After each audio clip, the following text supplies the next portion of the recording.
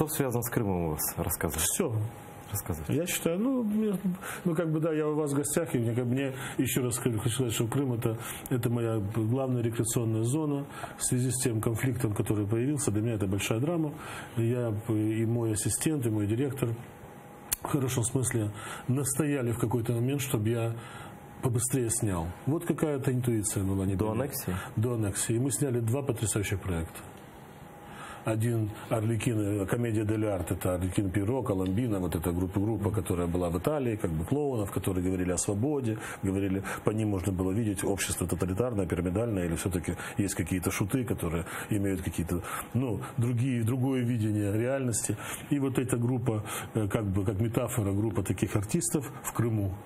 Мы посчитали, что Крым – это зона, и я купил там участок земли, и все это прогорело, конечно, на Фаросе, для того, чтобы создать Дом солнца для художников, сделать библиотеку, и там, 5-7 студий. Я купил 2 участка за достаточно большие деньги, может быть, за единственные большие деньги, которые у меня были.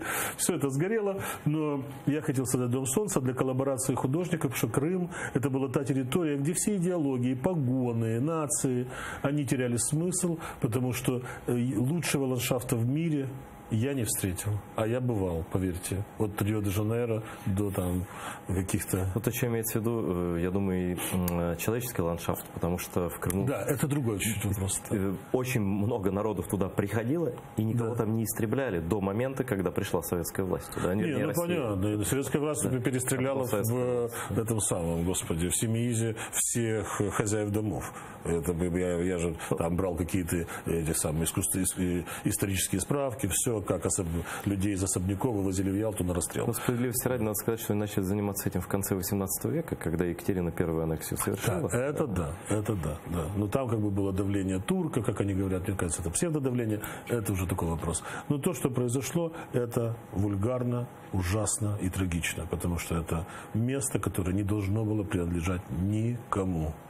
Вот Украину она украшала. А почему? Потому что не так же просто Украине это дали. Почему же коммуняки на 3 дня оставили Киев на разграбление до захода фашистов? Почему главный удар принял Киев? Киев бомбили, нам объявили, это же не просто сказки. Так, значит, коммуняки просто бросили украинцев. Почему они уничтожили 9 миллионов в Голодоморе и рассказывают нам, что было в этом самом Краснодаре то же самое? Нет. Здесь был Голодомор, здесь убивали кулака, здесь ломали хребет сталинисты. Мы все это прекрасно знаем. Только меня воспитывали украинские националисты. Знаешь, я прекрасно понимаю, еще с 17 лет я там как художник с ними тусовался. И то, что я сейчас говорю, это не просто какие-то слова для передачи. Это то, что чем я являюсь в инсайте. Да. И я считаю, что как и Киев брали, обратно завоевывали. То есть такое количество украинцев полегло, что не просто Крым принадлежит им, по праву принадлежит. Вы знаете историю крымских татар, историю депортации? Нет, это я все знаю, но наша не историческая передача. Я просто хотел узнать ваше мнение. Почему? Мое мнение, что то, как прекрасно себя чувствовали и россияне, и крымчане, и татары, и украинцы, 23 года было потрясающе. Да, я не могу сказать, что инфраструктура, но хуже ничего не стало. Не стало лучше, конечно. Стало лучше, да, все.